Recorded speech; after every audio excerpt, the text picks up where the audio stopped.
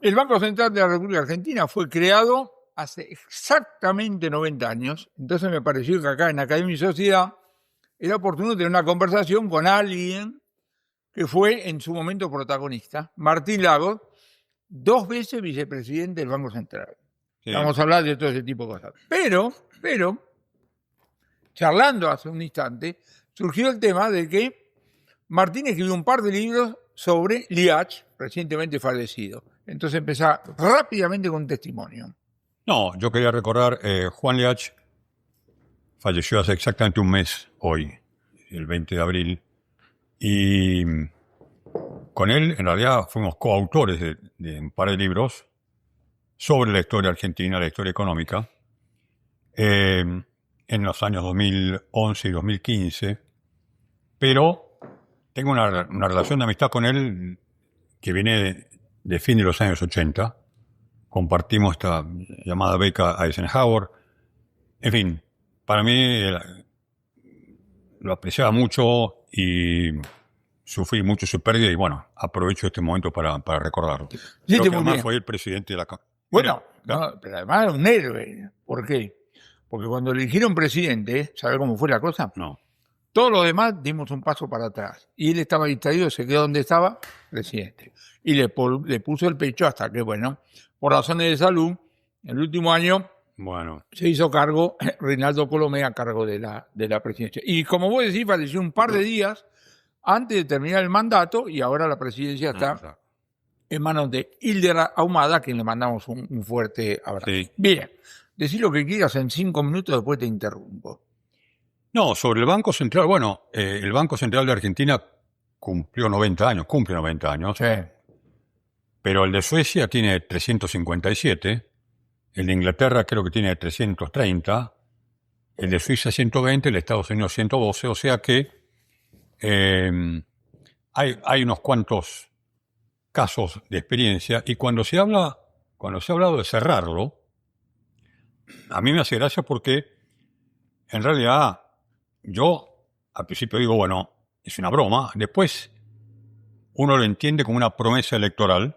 Vos sabés que en campaña electoral, en un mundo de voto universal donde vota una multitud de gente que no tiene ni idea de nada, vos le prometés algo a la gente que le gusta escuchar. Vamos a terminar con la inflación cerrando el Banco Central, porque en la imaginación de la gente el Banco Central es una fábrica descontrolada de billetes y es el culpable de la inflación. Entonces, cerrarlo sonaba algo maravilloso y la gente vota al que más promete. Y esa es la verdad. A veces hay gente que promete mucho y después cumple bien, y otros que prometen y después hacen desastre. Bueno, Bueno, te cuento, un No. discípulo mío, Otto Bismarck, sí, dice exactamente lo mismo que vos. Bueno. Nunca se miente tanto como antes de una elección, durante una guerra, después de una cacería. bueno. Yo no voy a criticar a Milei por haber prometido que va a cerrar el Banco Central, porque si eso le da votos, es lo que necesitaba para ganar. Y si no miente, él miente otro, ¿ok? Y gana el otro. Pero, obviamente, era una fantasía, y por eso mencioné estos casos de otros países, porque la verdad es que, primero, si el Banco Central emite mucho dinero, no es porque unos señores allí se juntaron con la intención de destruir la moneda. Hay un poder ejecutivo y hay un poder legislativo que le ordena lo que tiene que hacer. Hay una historia, porque Powell se le planta a Trump. Powell se le planta. Bueno, bien. Estamos hablando de Estados Unidos. Ok, vamos al caso de Argentina. Dale. La Argentina tuvo un banco central, primero independiente, 10 años, inflación cero, prácticamente. Después vino el peronismo, lo estatiza, lo transforma en una oficina del Ministerio de Economía, inflación alta, hiperinflaciones, desastre. En el año 92... Dato importante, el Banco Central nace mixto. ¿sí? Y Raúl Previs, que primer gerente general del Banco Central, que habló muchísimo, él decía, si hubiera nacido público a medida de la cartera, no hubiera sido creíble. Bueno, Porque estábamos en el medio de la crisis. Acordate que junto a la Sí. creación del Banco Central se hace el Instituto Movilizador, porque el sistema financiero estaba destruido. por supuesto. Dale. El presidente fue el señor Bosch. Ujú. De ahí quedó el nombre de él en la sala Bosch, Ernesto Bosch. que había sido canciller de Roque Sáenz Peña en 1902. Imagínate la edad que tenía. Mi padre me decía que era tan viejo que le decían cadáver con licencia. Bueno, la anécdota, sigamos. Yo tengo entendido que le ofrecen a Previs la presidencia. Él tenía 34 años, soy muy joven. Claro. Viene Bohr con los antecedentes. Ahora, vamos a decirlo, esto no va en desmedro de Bohr, pero esto es un hecho. Toda la gente habla del Banco Central de Previs, Por supuesto. no del Banco Central de Bohr. Sí, sí. Ahora, era tipo respetuoso, vos le dejaba hablar y junto, y viene la otra referencia muy interesante, porque el general Justo, presidente, le mandaba sugerencias, ¿viste? Si puede nombrar a una, nombrar a la otra, y si Previs decía que no, terminaba. No, bueno, venimos para acá, en el año 92, Menem presidente, ministro de Economía Cavallo, ley de convertibilidad, se hace una nueva ley por la cual el Banco Central recupera, al menos nominalmente, su independencia. Claramente decía, el Banco Central no recibirá instrucciones de los otros poderes. Bien, 33 años. En estos 33 años fueron expulsados 2 presidentes. Pou en 2001 y Redrado en 2005. ¿Vos creés que los echaron porque emitieron demasiado dinero y provocaban inflación? No, los echaron porque no querían emitir. Entonces, busquemos el responsable de la inflación, no en el presidente o en el directorio del Banco Central, busquémoslo en los políticos. En última instancia, si la inflación se origina en presupuestos y en órdenes del Congreso, cerremos el Congreso, ¿no? Llegamos hasta este absurdo, ¿cierto? Bueno, Martín, esto tiene lo que vos decís tiene una actualidad total. Hoy, el Banco Central dice, no emite porque el Tesoro no le va a pedir. Exacto. Es decir, es la restricción fiscal la que está generando la no emisión por razones internas. Bueno, creo que en la ciencia económica la llaman dominancia fiscal. Claro. Cuando finalmente el Banco Central es un apéndice del Tesoro. Bueno, entonces, digo, el banco prometer que lo vamos a cerrar porque es la fuente de la inflación es una broma, es una promesa demagógica creíble por una multitud que está agobiada por la inflación, pero no tiene ninguna lógica. Porque además, el Banco Central no es el único, ni siquiera el principal emisor de moneda. El Banco Central emite algunas cosas que son los billetes, generalmente lo que nosotros usamos, a cambio de comprar dólares o a veces por mandarle un camión al Tesoro, es decir, por comprar un pagaré del Tesoro. Pero la mayor cantidad del dinero hoy lo crea la banca comercial. No voy a dar nombres por un tema de no parecer, pero digamos, miren la lista de los bancos donde ustedes tienen cuenta. Estos bancos, yo voy con un pagaré, firmo, y el banco me acredita en mi cuenta cierta cantidad de dinero, que le mal llamamos depósito, porque yo no deposité nada, yo firmé un pagaré. Ese dinero, con ese dinero yo voy y compro, exactamente igual que si lo hiciera con un billete del Banco Central. Ese dinero es 7 u 8 veces mayor que lo que el Banco Central ha creado. Entonces, de vuelta, no solamente el Banco Central no es responsable principalmente de la emisión, sino que la mayor parte de la emisión la hace la banca privada, por suerte, porque el crédito que dan los bancos, a mí para hacer una fiesta o para estudiar o para hacer una empresa, es la base que mueve las economías hace siglos. El crédito, Olivera, ¿cómo llamás? Bueno, me hiciste acordar, ¿te acordás los debates monetarios de Inglaterra a comienzos del siglo XIX? Que vos tenías la escuela monetaria y la escuela bancaria. La escuela bancaria decía exactamente lo que vos decías. No puede haber exceso de creación de dinero porque era la banca comercial, ¿no? Si te da el crédito sobre la base de algún efecto real, digamos así. Bueno, ahora, obviamente, la banca comercial, acá y en todas partes del mundo, no tiene los fundamentos o los cimientos de un edificio de cemento o de acero. Están basadas exclusivamente en la confianza. Exclusivamente en la confianza. La confianza es algo muy delicado. Y los bancos centrales se crean allá en Suecia o en Inglaterra o en Estados Unidos.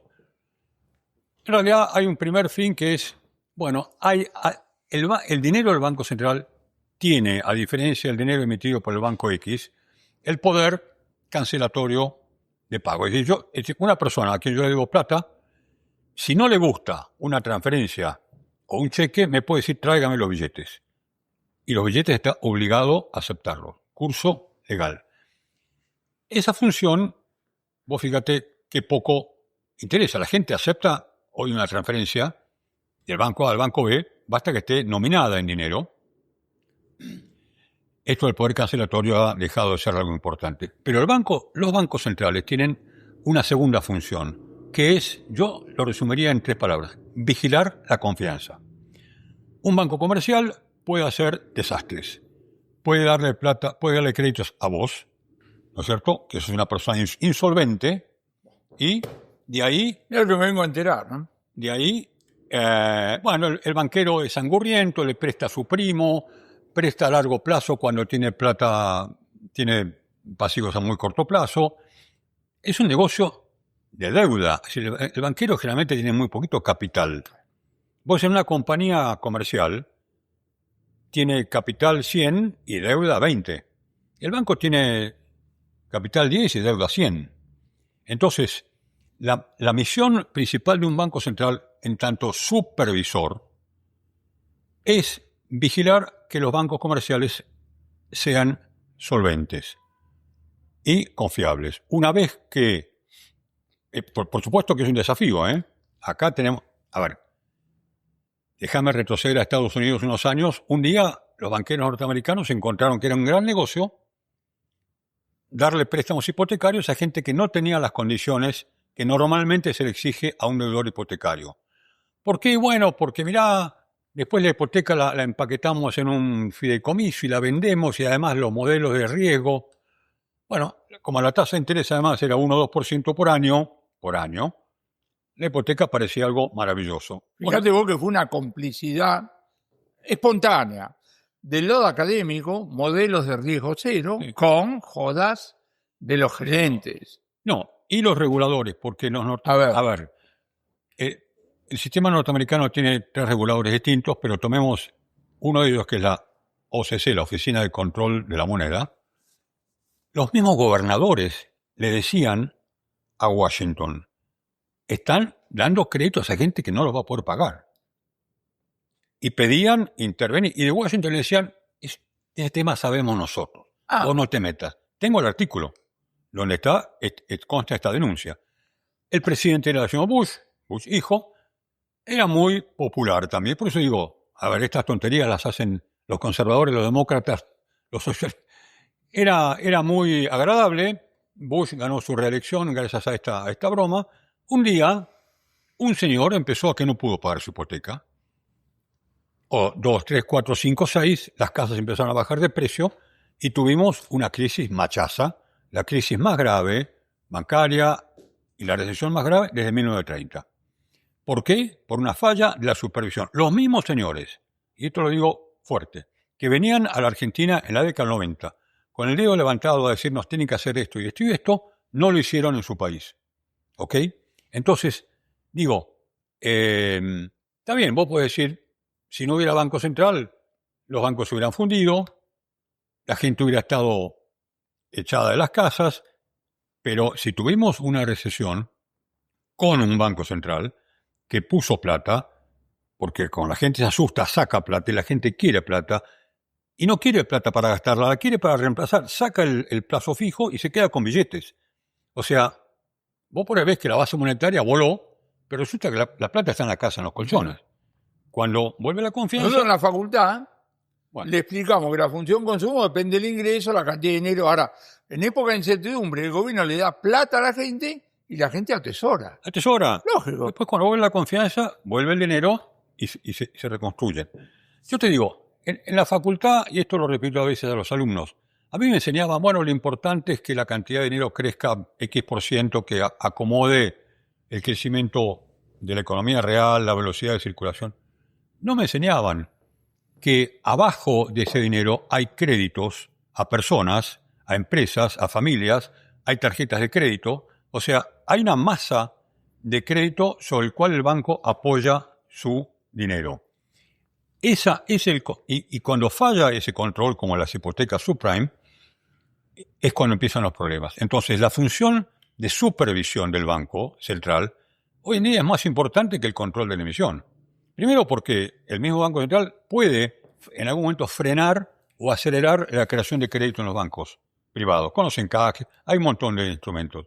Pero además tiene que vigilar qué están haciendo los bancos para generar crédito, porque si no... Y eso lo aprendí yo en el Banco Central. No ya que te metí, ahora voy a ver esto, te voy a preguntar sobre tu experiencia, pero fíjate, la conexión entre restricción monetaria y la economía real, el señor Bernanke la documentó en papers de 1983, los cuales después le dieron el premio Nobel, después le tuvo que actuar siendo presidente del Banco Central. Ahora, vos vas a la facultad, tenés razón. Todo, ¿cómo es? Escuchamos el helicóptero, ¿viste? ¿Qué helicóptero, viejo?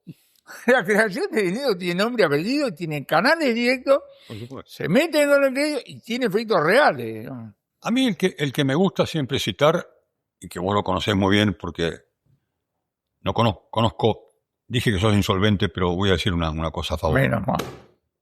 Trata de arreglarlo antes que sea tarde. Realmente soy la persona que más conoce sobre la historia del pensamiento económico en la Argentina. No sé si en el mundo, pero en la Argentina ciertamente.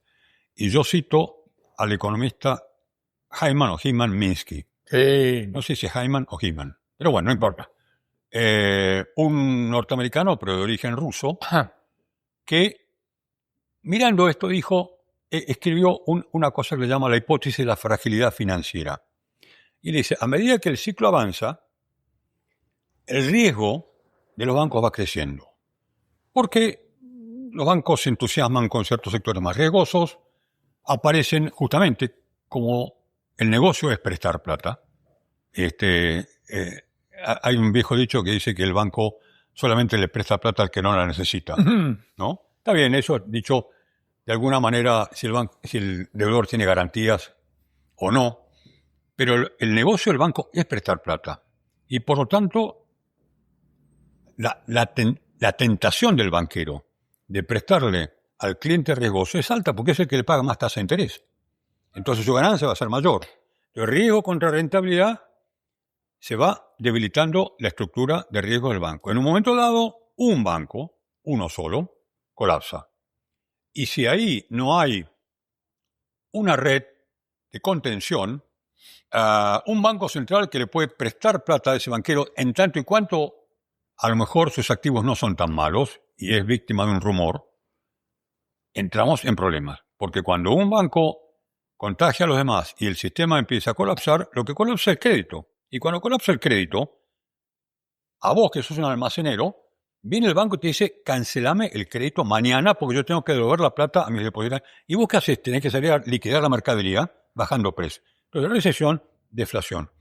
A mí me dicen, digamos, los más anti-Banco Central, algunos libertarios, porque tal vez se imaginan un sistema que podría funcionar libre, te dicen, no, pero esto es corrupción, esto genera favoritismo, esto genera privilegios, ¿por qué vas a salvar a los banqueros? Yo no digo salvar a los banqueros, yo quiero salvar el crédito. Si al banquero lo puedo mandar preso, lo mando preso. Adolfo Lee siempre dijo, la garantía de los depósitos no es para salvar a los banqueros, para salvar al sistema. Bueno, claro. Está bien, lo que pasa es que Adolfo, pobre, le tocó un gobierno militar que quería garantía ilimitada para todos los depositantes y un sistema de supervisión más débil. No tenía la supervisión que hay ahora. Y no había experiencia de tasa de interés libre. Bueno. Solo que tenía que ser libre en ese momento. Exacto. En fin, podríamos ir largo. Volviendo a Minsky, comparto tu admiración con Minsky. A mí me gusta plantearlo en términos de un ejemplo que es así. Un banco se salva de una crisis, ¿no? Entonces el dueño del banco llama a los gerentes, le voy a decir en latín porque está la academia. Y dice, ¿quién fue el pelotudo que otorgó estos créditos? Entonces, te vas. Y la indemnización se la pagan en cuotas. El tipo se va. Señores, se terminó la joda, ahora todos los créditos, la RIU3 firma, y primero. Pero claro, la vida sigue, se va normalizando, entonces uno empieza. Y acá voy a citar a un amigo que tenemos nosotros, que es Manuel Sacerdote, que me dijo, basta que un banco haga algo para que los demás, por razones competitivas, empiezan a aflojar, empiezan a aflojar. Entonces, el gerente echado vuelve al banco a cobrar una de las cuotas y se fija que han vuelto a la joda. Dice, perdón. No, vos no entendés nada, esto es diferente. Y ahí se está armando la próxima crisis. Pero vamos a tu experiencia personal. En 2 ocasiones fuiste vicepresidente del Banco Central. Una con Julio Gómez, ¿no es cierto? Recién salida la tablita Martínez y después con Pedro Pou, que ya lo mencionaste. Además de que el vicepresidente del Banco Central desea que se muera el presidente para sucederlo, ¿a qué se dedica? ¿Cuál es la tarea del vicepresidente del Banco Central? Mira, básicamente, a ver, va a depender de los casos con nombre y apellido, pero yo me imagino que a mí me tocó, digamos, el presidente te llama y te dice, yo quiero que vos te ocupes de esto, ¿no es cierto? O de aquello. En el caso de Julio Gómez, que él era un banquero, él había sido el gerente general del Banco Yo durante décadas, yo diría. Bueno, año 81, un día me llama Lorenzo Sigó y me dice, desde Fiel y desde el Banco de Boston, donde yo era economista, escribía sobre la tablita y sobre los riesgos. Me llamó y me dice, yo voy a ofrecerle al Banco Central la presidencia a un banquero y quiero que el vicepresidente sea un economista. Yo tenía 36 años y fui suficientemente inconsciente para aceptar. Porque, digamos, con Julio Gómez me llevé muy bien. ¿Lo conocía? Lo conocía. De la época de Fiel. Porque me acuerdo, con Armando Rivas, que era un viejo, déjame usar esta expresión ya que voy a usar, un proctólogo de los bancos y de la tasa de interés. Los bancos te daban crédito a tasa negativa, pero te pedían una cosa que le llaman apoyo en cuenta. Así es. Me dejás cierta... Bueno, es una manera de hacerte más caro el crédito. Claro. Escribimos una nota con Rivas y con Osvaldo Cortesi y lo publicamos en Indicadores de Coyuntura. Y a los banqueros, entre ellos Julio Gómez, no le gustó. O sea, yo lo conocía a Julio de años atrás, pero con él me llevé espectacularmente bien. El problema es que a los 2 meses de estar nos dimos cuenta que Lorenzo, que había sido una gran persona, que fue muy considerado con nosotros al ofrecernos el cargo, lo hizo con mucha delicadeza, no estaba dispuesto él a enfrentarse con el señor Viola para cumplir una meta presupuestaria. Por tanto, fiscal dominance, la dominancia fiscal, vino rápidamente. Yo hice mi carta de renuncia, porque en aquel momento, además, el Banco Central era un apéndice del Ministerio de Economía. En la misma sala donde está el ministro de Economía se reúne, hay una mesa con forma octogonal, ahí, en una vieja máquina Olivetti, tecleé mi renuncia y me fui. Duré 2 meses. Porque claramente vi que la función que nos habían encomendado no se iba a cumplir. Bueno, pasaron un montón de años con Pou y Catena y Rodríguez y Fernández y Ferreres. Fundamos el SEMA, algo así como 80. Y en el año 96 me llama Pedro Pou y me dice, yo voy a ser presidente del Banco Central porque Roque Fernández pasaba al Ministerio de Economía. Me ofrece la vicepresidencia.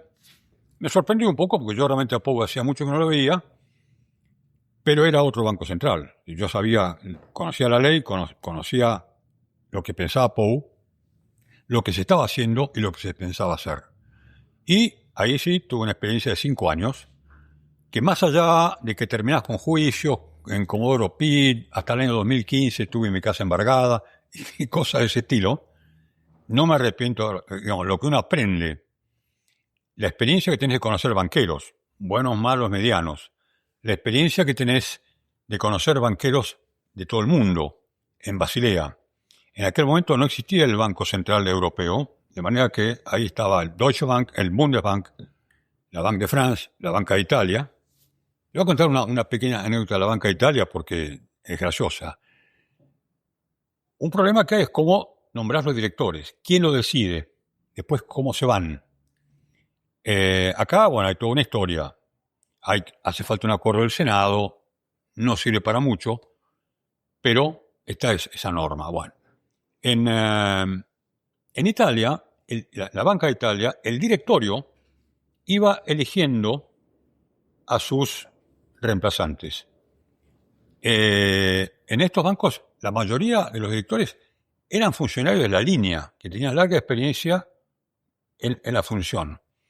Bueno, cuando le comentamos, haciendo una broma que se parecía mucho al mecanismo del cónclave de los cardenales, nuestro interlocutor dijo, certo, dice, lo que pasa es que la moneda es sacra.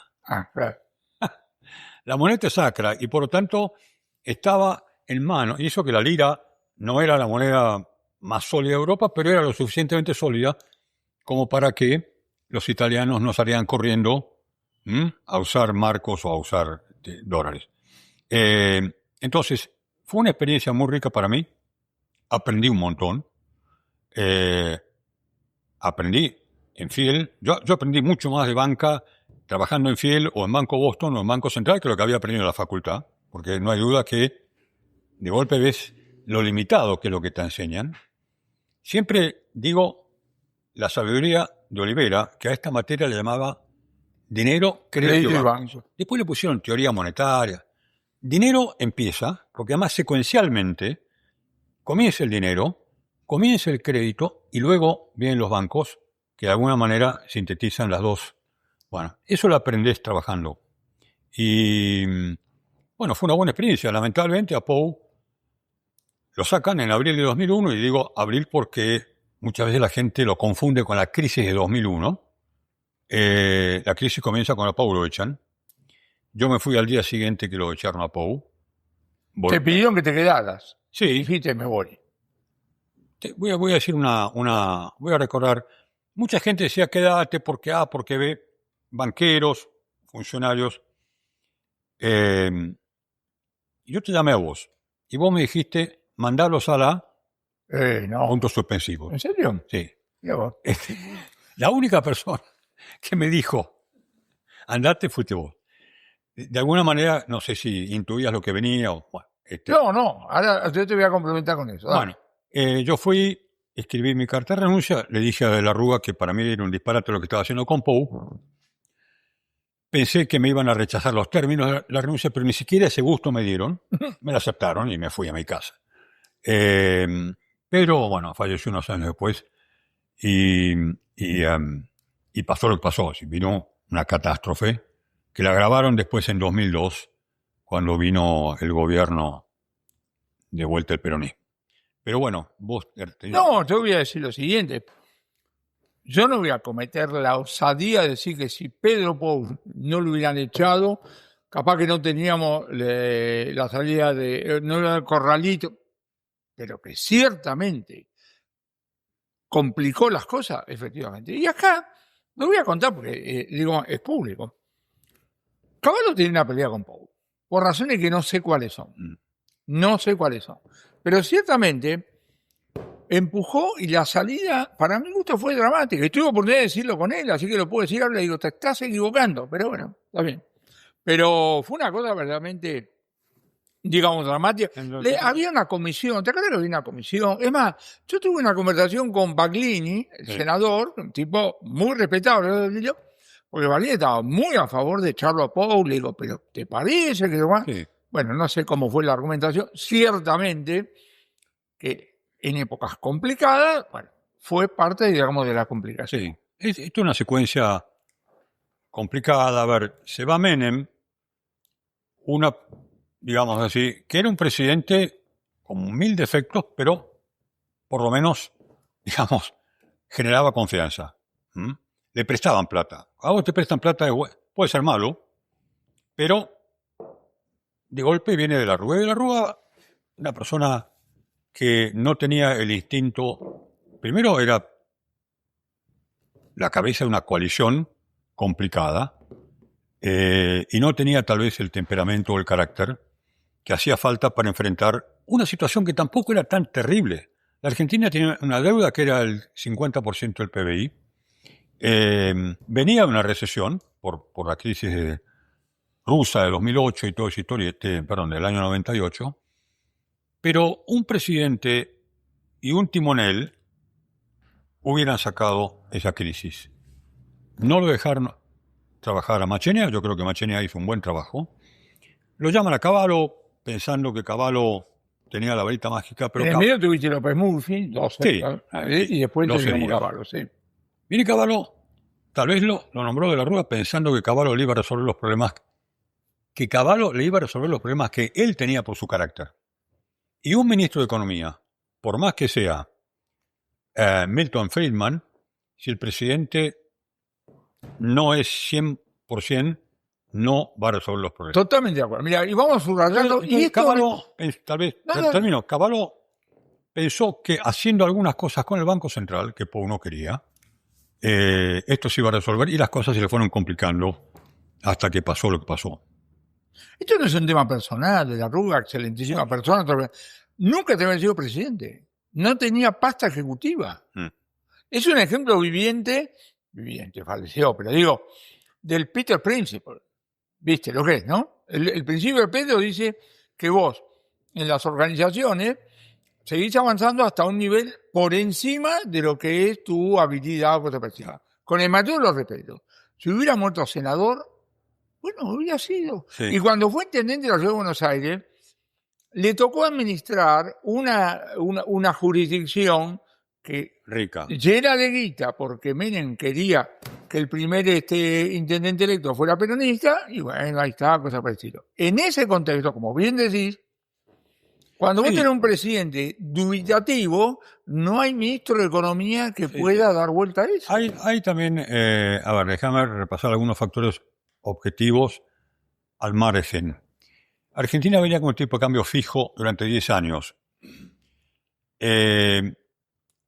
Tenía problemas de precios relativos. Brasil había devaluado. Rusia había colapsado.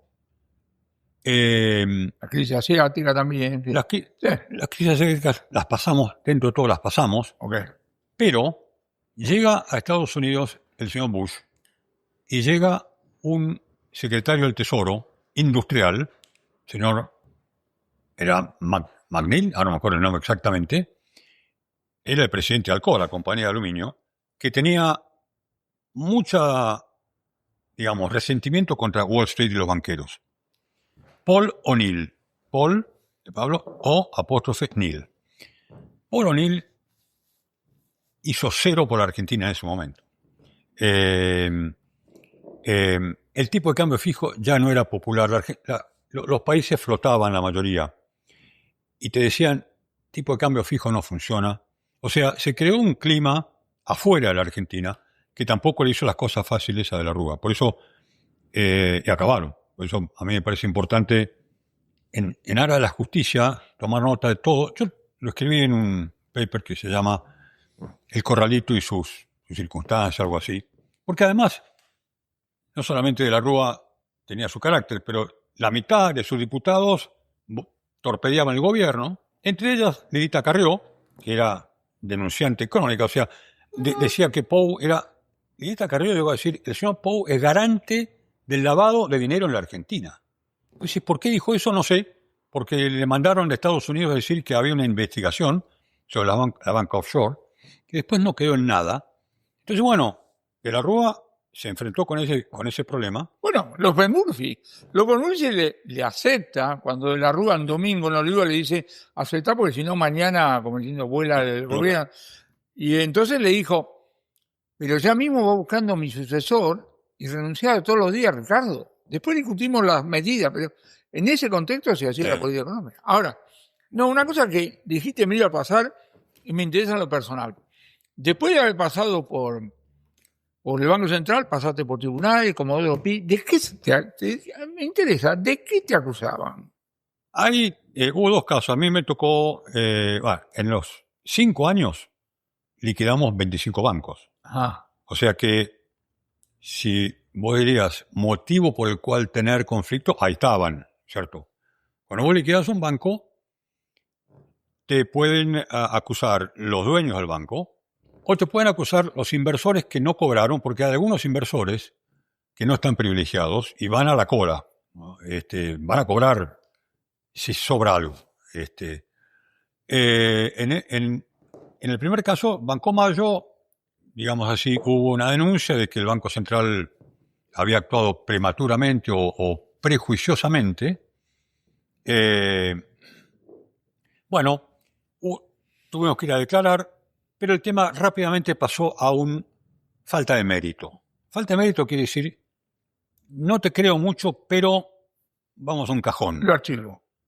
Mañana puede aparecer un fiscal o digamos, te lo pueden sacar, pero bueno, en principio uno queda más o menos tranquilo. El otro caso fue un banco más pequeño, llamado Medellín, donde un inversor perdió plata por angurriento, ¿ok? Y pensó que acusando al Banco Central de mala práctica o de administración fraudulenta, con que nos dieran un día de cárcel, al día siguiente él iba a pedir el resarcimiento a través de la justicia civil.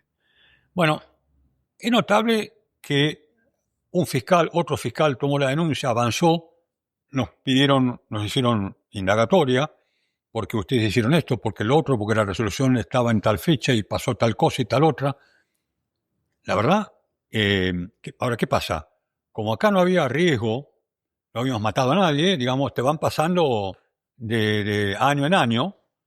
Hubo una decisión de que no había mérito, pero el juez, el juez decidió que sí, pidió el procesamiento en juicio oral, ahí te embargan la casa porque si te condenan tenés que pagar, y así se fue arrastrando, apelación, no apelación, y un día llegamos a un juicio.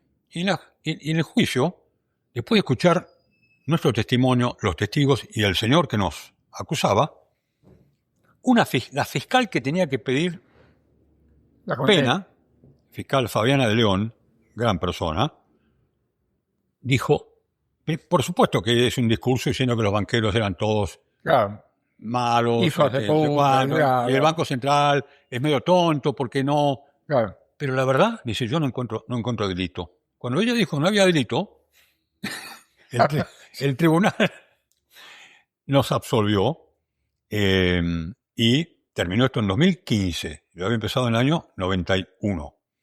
De manera que,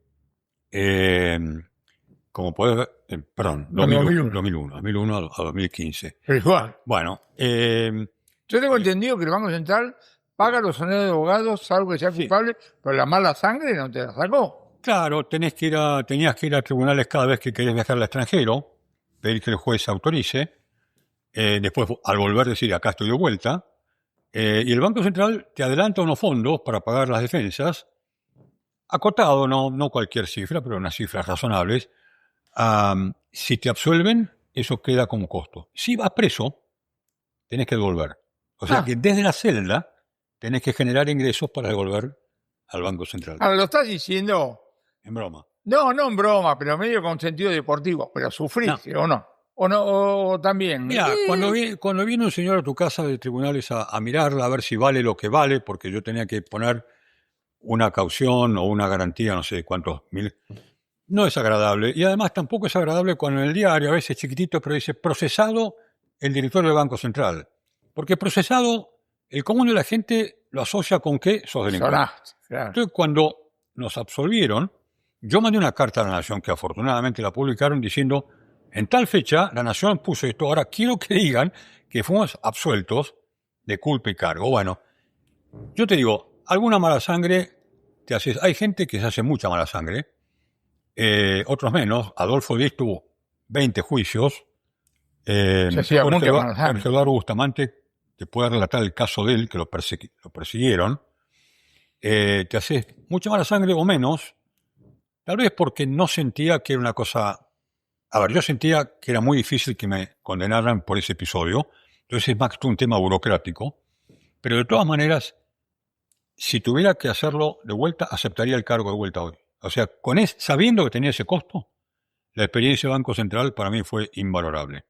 Pero fíjate eso, Martín, porque ese tipo de riesgo también atenta con respecto a quien tiene ganas de asumir un cargo. Yo se lo digo a los alumnos, le digo, si algún día, a ver, la experiencia del sector público, un economista en general estudia pensando en la política económica. Política económica, es decir, los actos del rey o del soberano. Algún día te ofrecen la posibilidad de ir al gobierno. En un momento, en otro momento, a vos te tocó en el año 69 en la dirección Como de se mañana Pastor. aranceles. Así es. Bueno, y tendrás un montón de anécdotas de las presiones, los comentarios. Bueno, a mí me tocó esta oportunidad, además en una posición alta y la cual... Mucho más comprometido que la mía, debo decir. Está bien, pero digo, a su vez es lo que me permitió viajar a Basilea y conocer a gente y conocer la banca internacional. Y entonces, bueno, bienvenida la oportunidad. Los banqueros centrales se reúnen en un lugar que se llama Jackson Hole, que no sé qué, suena medio erótico, pero bueno. ¿Pero en tu época existía eso o no? Sí, a mí no me tocó ir. Jackson Hole es un lugar soñado en el estado de Idaho o Montana, o por ahí en las montañas rocosas. Un lugar espectacular donde un banco, uno de los 12 bancos que forman el Banco Central, organiza una reunión anual. Pedro Pou creo que fue alguna vez, pero tampoco siempre invitaban a Argentina. O sea, era una reunión de banqueros centrales seleccionados. Distinto es Basilea. En Basilea está el banco llamado Banco de Pagos de Basilea o Banco... tiene en castellano. ¿De acuerdos internacionales? Sí, porque en inglés le llaman Bank of International Settlement. Claro. Settlement se puede traducir de formas muy distintas. Banco de Pagos, Banco de Acuerdos. Ahí sí, es un verdadero club de bancos centrales, donde en la puerta de entrada, para evitar el frío, vos quedás cerrado en una cabina de vidrio hasta que se abren las puertas. Bueno, lo que dicen que en esa cabina de vidrio analizan si no son un infiltrado de la Secretaría de Hacienda. si no sos un ministro de Economía, bueno. No, ahí sí conocés gente realmente muy valiosa. En Basilea. Bueno, me acuerdo que... Aparte, en Basilea se diseña una normativa consensuada que finalmente es aceptada por casi todos los bancos centrales del mundo. A veces más rápido, más lento, a veces con algunas excepciones, pero básicamente se ha logrado un enorme avance en estandarizar, normalizar la normativa bancaria para que el banco A, no poniendo una sucursal en el país B, ¿entendés? No se tome la risa las normas que le imponen en su país. Están los acuerdos de Basilea 1, 2, 3, en fin, distintas normas. Acá hay una anécdota que tiene que ver con Mario Blecher, porque lo que comentó Mario es que tenés una mesa chica donde los países son sentados por abecedario. Entonces, Argentina, él le tocaba al lado del Sherman, que era un inglés. Claro. Bueno, se arma todo el despelote, 2001, 2002, y el inglés, preocupado por la vida de Mario Blecher, le dice, che, venite acá. No, tranquilo. Bueno, igual cuando sale Mario del gobierno, lo va a ver al amigo. Entonces, el presidente del Banco de Inglaterra despliega el organigrama y le dice, mira, te quiero contratar acá. Tengo 3 puestos, A, B y C. A era ordenanza, ponele. C era tomar el té con la reina, y no, B. Entonces B. Bueno, entonces tipo, Mario de repente... ¿En el Banco de Inglaterra o en el Banco Banco de Inglaterra. Banco de Inglaterra. Porque el presidente era el Banco de Inglaterra. Sí. Bueno, entonces tenía que recibir al ministro de Economía de Turquía, pero aparece un lío con el Northern Rock, o un banco inglés. Sí, Northern Rock. Mario, argentino, una vez en la máquina, y dice, mira, nosotros sabemos de esto, tened cuidado. Le manda un memo. Dice el presidente, no te calenté. Y Mario, por supuesto, después se fue.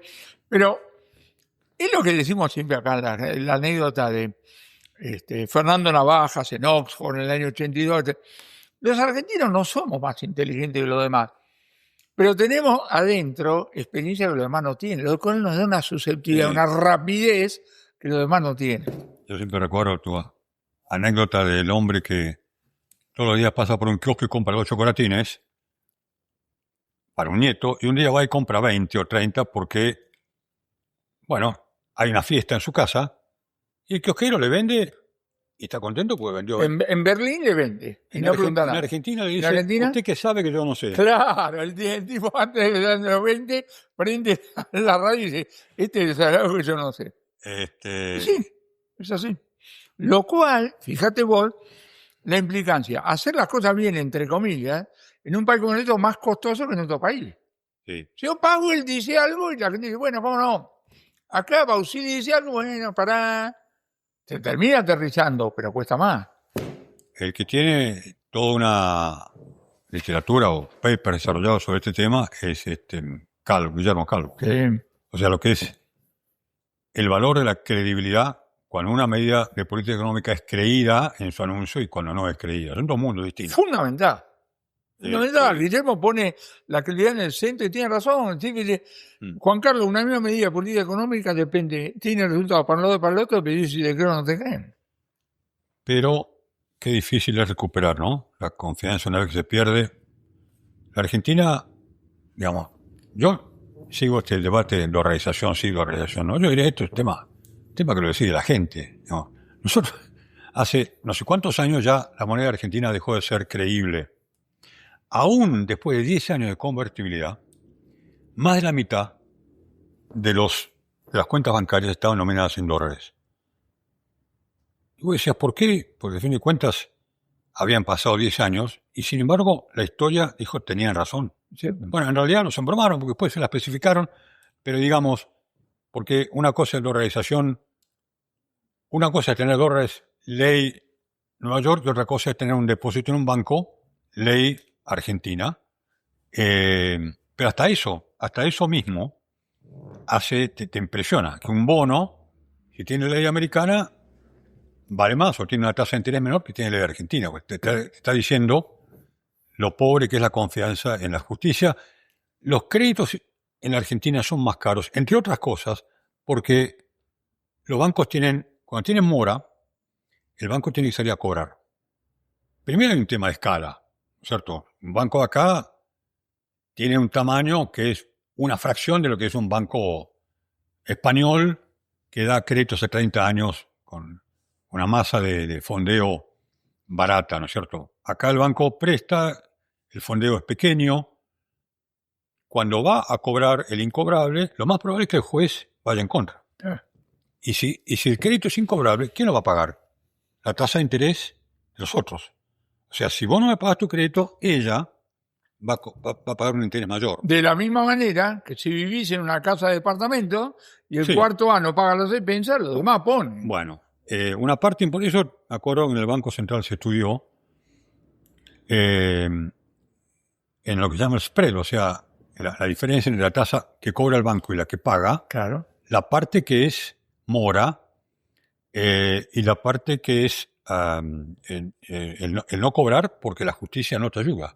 Bueno, hay una cultura pro deudor y si el deudor, me acuerdo, en aquella época, bueno, claro, con estabilidad era más complicado. Con inflación, la inflación disimula estas cosas, hace que las tasas sean negativas y de golpe los créditos se pagan. Cuando no hay estabilidad, hay que pagar.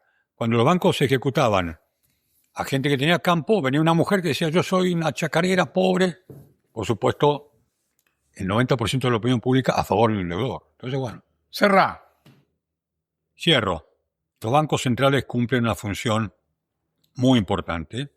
Cometen errores, pero si pones en la balanza lo que los bancos aportan al crecimiento y al desarrollo, de un lado, y del otro lado, las crisis bancarias, a veces provocadas por errores de los bancos centrales, y lo que cuestan, el saldo a favor es fenomenal.